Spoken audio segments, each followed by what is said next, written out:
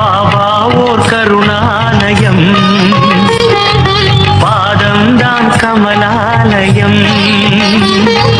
பாபா ஓர் கருணாலயம், பாதம்தான் கமலாலயம். சாயப்பா உறவுகள் அனைவருக்கும் வணக்கம். சாயப்பா மேல் நம்பிக்கை வைத்து அவரை நினைத்துக் கொண்டிருக்கும் உங்கள் அனைவரின் வேண்டுதலையும் சாயப்பா நிறைவேற்றுவார். நல்லதையே நினைப்போம், நல்லதே நடக்கும். என்றும் சாயப்பாவின் அருள் உங்களுக்கு இருக்கும்.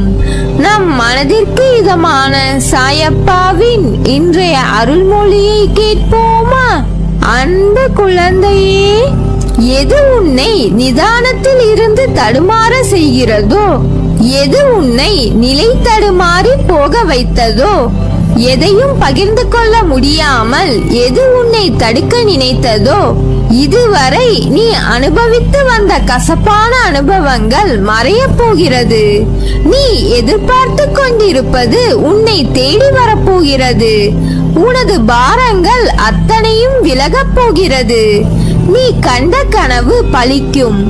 நான் உன்னுடன் இருக்கும் போது கடுகளவு கூட பயப்படாமல் இரு. நான் இருக்கிறேன், நம்பிக்கையோடு இரு. வாழ்க்கையில் ஜெயித்திட முயற்சிகளும் உழைப்புகளும் மிக அவசியம். நானும் உழைக்கிறேன், முயற்சிக்கிறேன், பிறகு ஏன் என்னால் வெற்றி என்னும் கிரீடத்தை சூட முடியவில்லை என்று தானே கேட்கிறாய்? உன் உழைப்பும் முயற்சியும் உண்மைதான். ஆனால் வெற்றி என்ற பூவை பறிக்க சில முட்களிடம் நீ காயப்பட வேண்டும். காயப்பட வேண்டும் என்பதை விட வாழ்க்கையின் இன்னொரு பக்கத்தில் இருக்கும் தோல்வி என்ற மிகப்பெரிய பாடத்தை நீ கற்க வேண்டும் என்பதன் பொருட்டே உன் வெற்றிக்கு நடுவில் இத்தனை இடையூறாக உனக்கு இந்த சிறு சறுக்கல்கள் தோன்றுகிறது. உன் மன வலிமையை சோதிப்பதற்கே அது நடத்தப்படுகிறது. அந்த நேரத்தில் மன வலிமையுடன் நீ போராடி அதற்கான துணிச்சலை கொண்டு அவற்றுக்கு வரும் தடையை நீ எதிர்த்து பொறுமையும் நிதானத்துடன் கூடிய நம்பிக்கையுடன் செயல்பட்டால் அகிலமே உனக்கு கிடைத்த வெற்றி என்பது போன்ற உணர்வை நீ அடைவாய். உனக்கு வரும் கஷ்டங்களால் அந்த நேரத்தில் மனசுமை அதிகமாகத்தான் தெரியும். ஆனால் நீ மனம் தளராது நின்றால் எல்லாம் வெற்றியே. நீ நடுவில் நிர்கதியாய் நிற்பதை போன்று உணர்கிறாயா? நீ நடுவில் எந்த துணை இல்லாமல் நிர்கதியாய் நிற்கின்றேன் என்ற எண்ணத்தை மறந்து ஒரு நிமிடம் கண்மூடி மன அமைதியுடன் எதையும் யோசிக்காமல் சாந்தமாக மாறி அமைதியான சூழலை உனக்குள் கொண்டு வா. அந்த நிமிடத்தில் நீ நிற்கின்றதே என் பிடியில்தான். உன்னை நான் என்ற உன் சாயப்பா தாங்குகிறேன் என்பதை மனதார உணர்வாய். எதற்கும் அஞ்சாதே, எதையும் துணிந்து எதிர்த்து நில். உனக்கான என் துணை என்றும் உண்டு. உன்னை நிச்சயம் நல்வழிப்படுத்துவேன். உனக்கான வழிகள் எல்லாம் வெற்றியாய் இருக்கும். அதற்கு நான் பொறுப்பு. என் பரிபூர்ண அருளும் ஆசீர்வாதங்களும் அன்பும் எப்போதும் உனக்கு அருள்வேன். நீ மகிழ்ச்சியுடன் கூடிய வாழ்க்கையை வாழ்வாய். உன் துன்பங்கள் அனைத்தும் உன்னை விட்டு அகலும். அனைத்தும் மாறப்போகிறது விரைவில். ஒருவர் நம்மிடம் கொண்ட பொறாமையால் நம் மனதை காயப்படுத்தி சில சொற்களை கூறினாலும், நாம் தவறே செய்யாமல் நம் மீது பழி சொற்கள் கூறினாலும் அவர்களை கோபிக்க வேண்டாம். அவர்கள் மீது துவேஷம் வேண்டாம். நாம் பதிலுக்கு அவர்களை காயப்படுத்த வேண்டாம். நம்மை காயப்படுத்துவதால் அவர்கள் தாமாகவே விரும்பி நம்முடைய கர்மாவை தம் கைகளில் ஏந்திக் கொண்டு செல்கிறார்கள். குரோதமும் துவேஷமும் பொறாமையும் பழிவாங்கும் உணர்வும் நம்மில் எழுந்தால் அடுத்தடுத்த ஜென்மங்களில் அதற்குண்டான பலனை நாம் அனுபவித்தே ஆக வேண்டும். நம்மை பற்றி யார் என்ன சொன்னாலும் தண்ணீரை போல இருக்க கற்றுக்கொள்வோம்.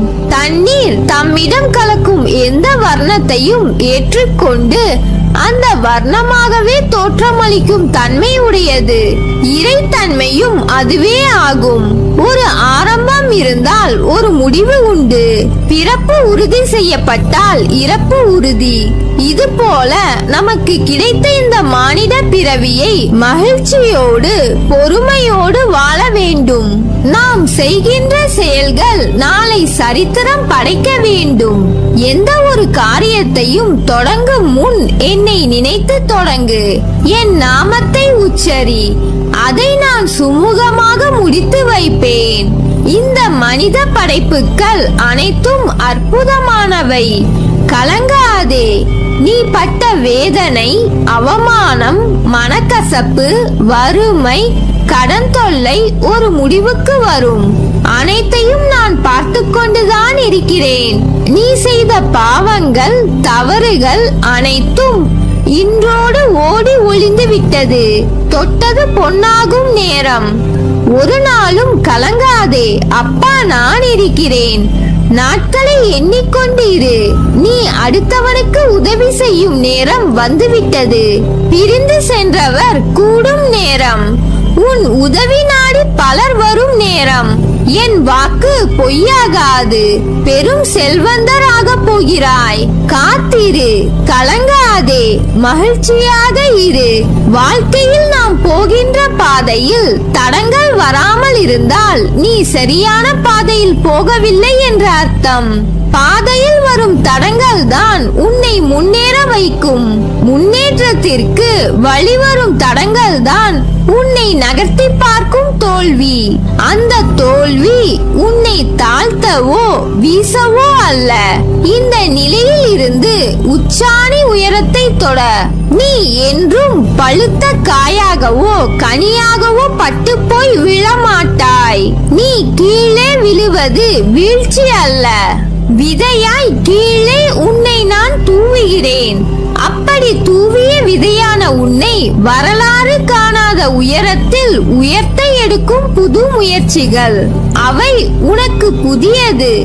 அதனால் அவைகள் உன்னை தள்ளாட வைக்கும். ஒரு விதை மண்ணில் விழுந்து சிறிது காலம் தன் வளர்ச்சிக்கு வெளியில் தான் இருப்பதை காட்டிக்கொள்ளாது. பிறகு செடியாய் மரமாய் வளரும். அப்படி தன் வளர்ச்சியை காண்பிக்க முதலில் தன் இருப்பிடத்தை பலமாக்கிக் கொள்ளும். அப்போது அது எதிர்நோக்கும் பிரச்சனைகள் நிறைய. அதை போலத்தான் நீயும் இருக்கிறாய். நீ விழுந்து இருக்கலாம், ஆனால் அதை தோல்வி என்று கருதாதே. எழுந்து வானமாய் படர்ந்து நிற்கும் அளவிற்கு உயரப் போகிறாய். அதற்கு தான் இந்த சறுக்கல். சறுக்கல் என்பது கீழே விழ அல்ல, மேலே உயர்ந்து செல்ல. உன்னை விதையாய் உன் வாழ்க்கையில் புதிய பாதையில் உன்னை தூவி உள்ளேன். சிறிது கடினமாக இருந்த வழிகள் அது உனக்கு உணர்த்தும் பாடமாக இருக்கும். ஆனால் நிச்சயம் நீ உயர்வாய். என்ன இப்படி சொல்கிறீர்கள் என்கிறாய். நான் சொல்வது கால நேரம் பார்த்து சொல்கின்ற சொல் அல்ல. எந்த காலத்தில் நடக்கும் என்ற சொல். எதிர்காலத்தில் உன் காலம் என்று சொல்லப்படும் அளவிற்கு நடக்கும். அதற்கு மறைமுகமாக நான் சொல்லும் சொல். எதிர்காலம் கொஞ்சம் தூரம்தான், அதனால் தான் தாமதமாகிறது என்று நினைக்கிறாய். ஆனால் அது தாமதம் இல்லை. உன்னை நீ தயாராக்கிக் கொள்ளும் காலம் இது. வெற்றிக்கான காலம் வந்துவிட்டது. இதில் நிச்சயம் நீ ஜெயிப்பாய். என்னை சரணாகதி அடைந்தால் நான் உன்னை பாதுகாப்பேன். பொறுமையாக இரு. அப்பா நான் இருக்கிறேன். நிழலாக என்றும் உனக்காக. நீ செல்லும் இடமெல்லாம் நல்லதே நடக்கும். நீ என் பரிபூர்ண அருளும் ஆசீர்வாதமும் அன்பும் பெற்ற என் செல்ல பிள்ளை.